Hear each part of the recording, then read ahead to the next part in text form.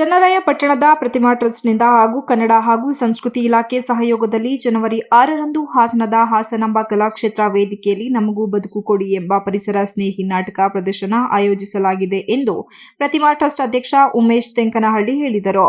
ಜನವರಿ 6ರಂದು ಬೆಳಗ್ಗೆ 10 ಗಂಟೆಗೆ ಕಾರ್ಯಕ್ರಮ ಪ್ರಾರಂಭಗೊಳ್ಳಲಿದೆ. ತಣ್ಣೀರು ಹಳ್ಳ ಮಠದ ಮಠಾಧೀಶರಾದ ಶ್ರೀ ವಿಜಯಕುಮಾರ ಸ್ವಾಮೀಜಿಯವರ ದಿವ್ಯ ಸಾನ್ನಿಧ್ಯದಲ್ಲಿ ಹಾಸನ ಜಿಲ್ಲಾಧಿಕಾರಿ ಕೆಎಸ್ ಲತಾಕುಮಾರಿ ಚಾಲನೆ ನೀಡಲಿದ್ದಾರೆ ಎಂದರು. ಪ್ರಕೃತಿಗೆ ಸಂಬಂಧಪಟ್ಟ ವಿಚಾರಗಳನ್ನು ಒಳಗೊಂಡಿರುವ ಪರಿಸರ ಸ್ನೇಹಿ ಕತೆ ಇದಾಗಿದೆ. ಪ್ರತಿಮಾ ಟ್ರಸ್ಟ್ ಅಧ್ಯಕ್ಷ ಉಮೇಶ್ ತೆಂಕನಹಳ್ಳಿ ಅವರು ನಾಟಕ ರಚನೆ ಮತ್ತು ನಿರ್ದೇಶನ ಮಾಡಲಿದ್ದಾರೆ ಎಂದು ತಿಳಿಸಿದರು.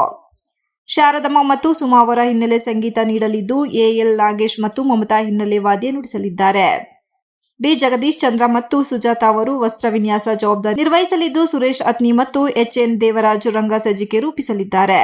ಶಿಲ್ಪಾ ಮತ್ತು ನಿರ್ಮಲಾ ಪ್ರಸಾದನ ವ್ಯವಸ್ಥೆ ಮಾಡಲಿದ್ದು, ಷಡ್ರಾಗ್ ಪಿ ಅವರು ಬೆಳಕಿನ ನಿರ್ವಹಣೆ ಮಾಡಲಿದ್ದಾರೆ ಎಂದರು. ವಿಶೇಷ ಆಹ್ವಾನಿತರಾಗಿ ಶ್ರವಣಬೆಳಗೊಳ ವಿಧಾನಸಭಾ ಕ್ಷೇತ್ರದ ಶಾಸಕ ಸಿಎನ್ ಬಾಲಕೃಷ್ಣ, ಶಾಲಾ ಶಿಕ್ಷಣ ಇಲಾಖೆ ಉಪನಿರ್ದೇಶಕ ಕೆಎನ್ ಬಲರಾಮು, ರಂಗಕರ್ಮಿ ಪ್ರಸಾದ್ ರಕ್ಷಿತಿ ಹಾಗೂ ಹಾಸನದ ಕನ್ನಡ ಮತ್ತು ಸಂಸ್ಕೃತಿ ಇಲಾಖೆ ಸಹಾಯಕ ನಿರ್ದೇಶಕ ಡಾ ತಾರನಾಥ್ ಹಾಗೂ ವಿವಿಧ ಗಣ್ಯರು ಪಾಲ್ಗೊಳ್ಳಲಿದ್ದಾರೆ ಎಂದು ಮಾಹಿತಿ ನೀಡಿದರು.